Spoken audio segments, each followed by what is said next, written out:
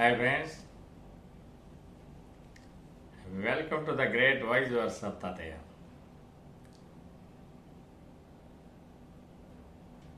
ఈరోజు చాలా అద్భుతమైన అందరి జీవితాల్లో వెలుగునిచ్చే ఒక సరికొత్త టాపిక్తో మనం ముందుకు వస్తున్నామండి.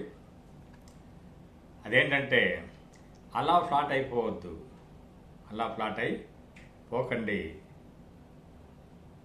ఈనాడు మానవుడు ప్రతి ఒక్కరు కూడా ఉదయం లేస్తూనే చాలా అద్భుతంగా ఉండాలి, రోజంతా సంతోషంగా ఉండాలి, అందరితోనూ సఖ్యతగా ఉండాలి, అందరితోనూ ప్రేమగా ఉండాలి. ఈవెన్ 84 లక్షల జీవరాశులు కూడా చక్కగా ఏమీ చేయకుండా హ్యాపీగా ఉండాలి, ప్రకృతి నాకు సహకరించాలి, అన్ని విధాలుగా నేను విజయం చేకూర్చాలి అనే తలంపుతో లేస్తాడు. కానీ అదే ఉదయమే కొంతమందికి అనుకుంటారు నిట్టూర్పుగా ఎంతో భారంగా లేస్తూ ఉంటారు. అలా వద్దండి, ఎప్పుడు కూడా సంతోషంగా లేయడానికి ప్రయత్నం చేయండి. అవసరానికి, ఇక మన టాపిక్లోకి వస్తే, అవసరానికి వ్యక్తి గత రుణం తీసుకోవడం నేరం కాదు. గతంలో రుణాలు తీసుకోవడం నేరం కాదు. ఎప్పుడైనా కానీ, గతం కానీ ప్రస్తుతంలో కానీ రుణం తీసుకునేది అనేది అది నేరం కాదు. ఆ రుణము మన పరపతిని మించి ఉండకూడదు, మన స్థాయిని మించి ఉండకూడదు.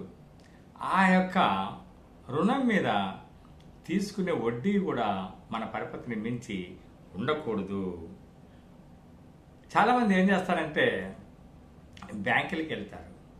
బ్యాంకులకి వెళ్ళినప్పుడు బ్యాంక్స్ కొన్ని క్వరీస్ పెడతారు. ఆ క్వరీస్ని సాల్వ్ చేయడానికి, క్వరీస్ని ఆన్సర్ చేయడానికి వాళ్ళ దగ్గర సమాధానం లేకపోయేసరికి అప్పుడు వాళ్ళు నాన్ బ్యాంకింగ్ ఫైనాన్షియల్ కంపెనీస్ కోసం, ఇతర కంపెనీస్ కోసం తలుపు తడతారు.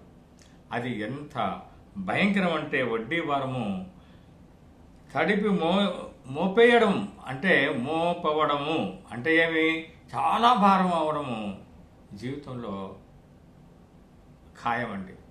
అలాంటి పని మనం ఎప్పుడు కూడా చేసుకోవడానికి ప్రయత్నం చేయొద్దు. మనిషి అన్నాక ప్రతి ఒక్కరికి కూడా కోరికలు ఉంటాయి. అందులో ఒక ముఖ్యమైన కోరిక, అందరూ కూడా ఇల్లు కట్టుకోవాలనుకుంటారు. ఇల్లు కట్టుకోవడే ఆ కోరిక బాగానే ఉంది. ఆ కోరిక నెరవేర్చుకోవాలంటే కొన్ని రకరకాలుగా పద్ధతులు ఉపయోగిస్తారు. కొందరేమో తనంతగా తనే స్వతహాగా పైసా కూడిపెట్టుకొని మొత్తం ధనం సమకూరిన తర్వాత ఇల్లు కట్టుకుంటారు. కొందరేమో తన ఊర్లో ఉండే కొంత పొలాన్ని కానీ, ఏదైనా ఆస్తి కానీ, స్థిరాస్తులు అమ్మి దాని నుంచి వచ్చిన ధనాన్ని తీసుకొచ్చి ఈ పట్టణాల్లో ఇల్లు కట్టుకుంటూ ఉంటారు. మరికొందరేమో ఇలా కాదు, తప్పకుండా మనం బ్యాంకుకు, మధ్యతరగతి వాళ్ళు, ఉద్యోగులు మాత్రం ఇల్లు కొనాలంటే, ఇల్లు కట్టుకోవాలంటే బ్యాంక్ అప్పు కనీసం కావాలి అని వాళ్ళు డిసైడ్ చేసుకుంటారు. తీసుకోవడంలో ఇంతవరకు బాగానే ఉంది, డిసిషన్ కూడా బాగానే ఉంది. రుణ సదుపాయాలు ఎలా ఉన్నాయి అని మనం ఒకసారి అనుకున్నప్పుడు, గృహ రుణము చాలా మంచిదండి, తీసుకోవడంలో తప్పు లేదు. అలాగే వ్యక్తిగత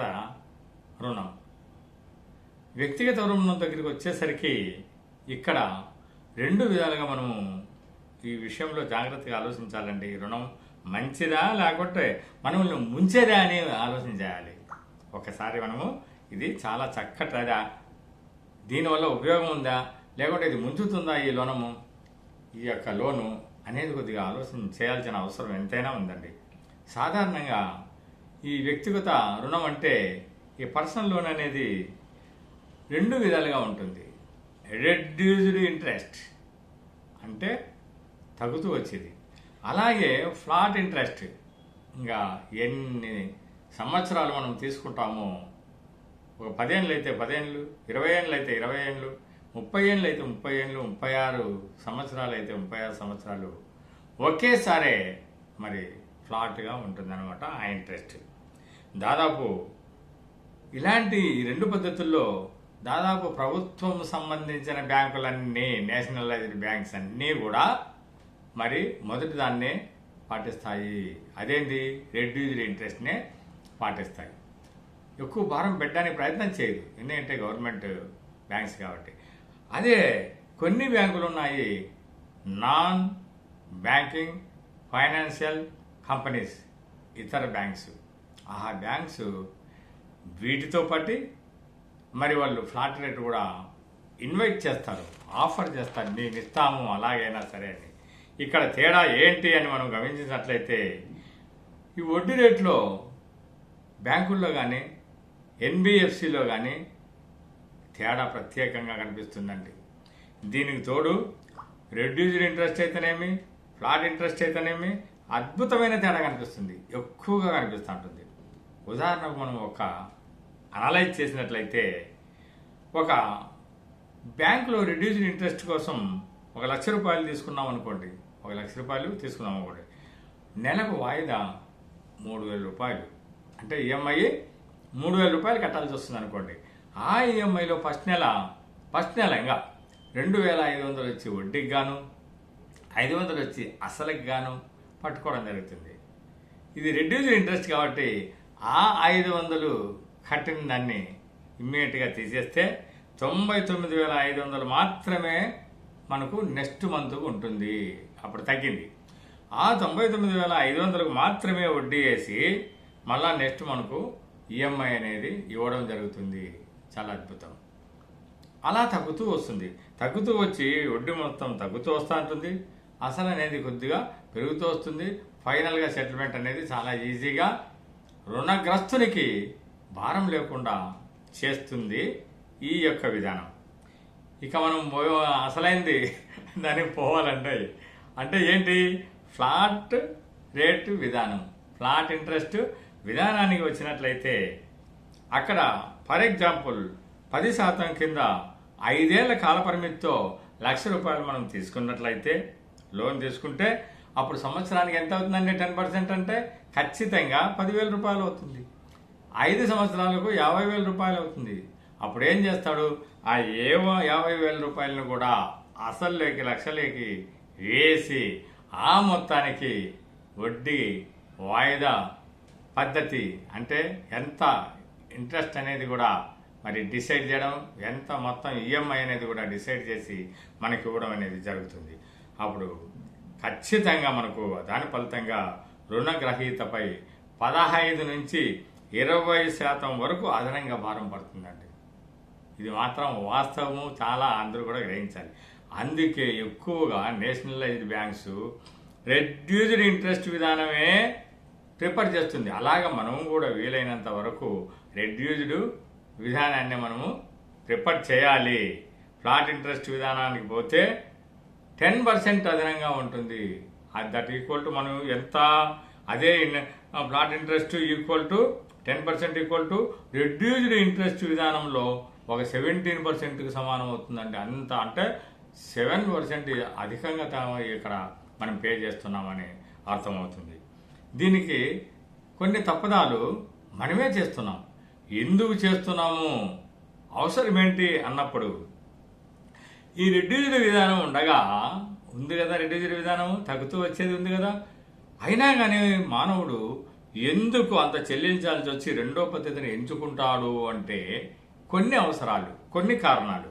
అది ఒకటి, నంబర్ 1 ఆర్థిక క్రమ పద్ధతి, అంటే ఆర్థిక క్రమశిక్షణ. ఆర్థికంగా సరిగా లేకపోవడం, ఇబ్బందులు పడుతూ ఉండడం ఒక కారణం అయితే, సిబిల్ స్కోరు సరిగా లేకపోవడం. సిబిల్ స్కోర్ ఎప్పుడు సరిగా ఉంటుంది? ఈఎంఐలన్నీ క్రమం తప్పకుండా నెల కడుతూ వస్తే అప్పుడు సిబిల్ స్కోర్ అనేది చాలా చక్కగా ఉంటుంది. గతంలో తీసుకున్న రుణాలు తీర్చడంలో ఏమాత్రం నిర్లక్ష్యం చేసినా, ఆ ఈఎంఐలు కరెక్ట్గా టైంలో కట్టకపోయినా ఆ సిబిల్ స్కోర్ అనేది పడిపోతుంది. దీనివల్ల రుణం కూడా పుట్టదు ఎక్కడ? ప్రభుత్వ బ్యాంకుల్లో. కాబట్టి ఈ పరిస్థితులన్నీ తీసుకున్నట్లయితే ఇంకా ఎక్కడ రుణం దొరుకుతుంది అంటే ఎన్బిఎఫ్సిలో మాత్రమే, నాన్ బ్యాంకింగ్ ఫైనాన్షియల్ కంపెనీస్లో మాత్రమే దొరుకుతుంది కాబట్టి చాలామంది అందులో తీసుకోవడానికి వెళ్తారు. ఎందుకు? ఇక్కడైతే కొన్ని షరతులు పెడతారు.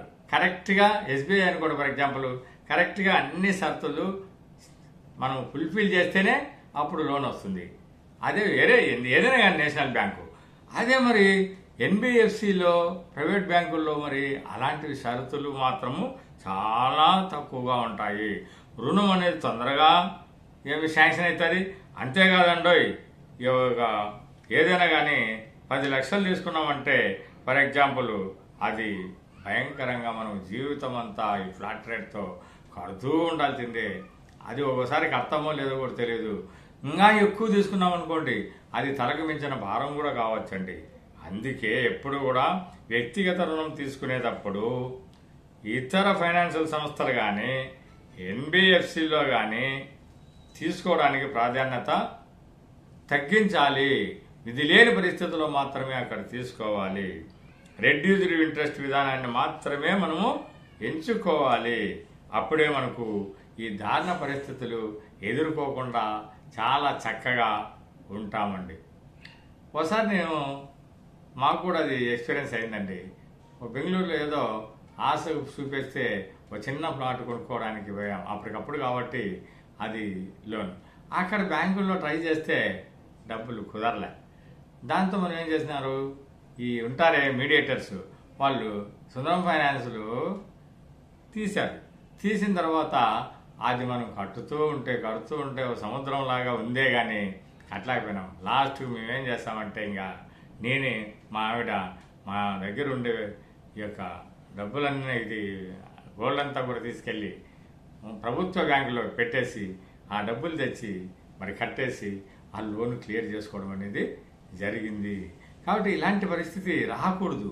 ఎప్పుడు ఇబ్బంది పడే పరిస్థితి రాకోకుండా ఉండాలంటే రెడ్యూస్ ఇంట్రెస్ట్గా ఉండేదే మనం తీసుకోవాలి. మార్జిన్ కూడా ఎలా ఉంటుందంటే అక్కడైనా ఇక్కడైనా కానీ చాలా చాలా వ్యత్యాసం అనేది మార్జిన్ ఉంటుంది. అందులో డౌటే లేదు. బ్యాంకుల కన్నా మరి వీటిలో ఎన్బిఎఫ్సిలో 2 నుంచి 3% అధికంగానే ఉంటుంది. బ్యాంక్స్ పైన ఎన్బిఎఫ్సికి నెట్ ఇంట్రెస్ట్ మార్జిన్ అనేది అధికంగా ఉండడం వల్ల వడ్డీ రేట్లు వాళ్ళు పక్కాగా అధికంగానే మరి నిర్ణయించడం జరుగుతుంది. ఆఫర్ చేయడం మాత్రం జాగ్రత్తగా ఆఫర్ చేస్తారు. మనకు పోంగా కొద్దిగా అధికంగానే ఉంటాయి అనడంలో ఏమాత్రం మనకు ఎక్కడ సందేహం లేకుండా ఉంటుంది. కొన్ని ఉదాహరణలు చేసుకున్నట్లయితే ఫిక్స్డ్ డిపాజిట్ అట్లాంటివి. ఎస్బీఐలో ప్రభుత్వ బ్యాంక్ ఏం చేస్తుందంటే ఫిక్స్డ్ డిపాజిట్ మీద 5.5 నుంచి 6.6 వరకు వడ్డీ చెల్లిస్తుంది అనుకోండి. ఈ మొత్తాన్ని 7.5 నుంచి 9.5% వరకు కూడా రుణగ్రహీతలకు ఇస్తూ ఉంటుంది. అదే ఎన్బిఎఫ్సిలలో ఎఫ్డీలపై 7% వరకు వడ్డీ ఇస్తుంటారు. నెట్ ఇంట్రెస్ట్ మార్జిన్ 3%, 1 కాదు 2 కాదు 3% ఇచ్చేటట్లు రుణాలపై వడ్డీ ఉంటుంది.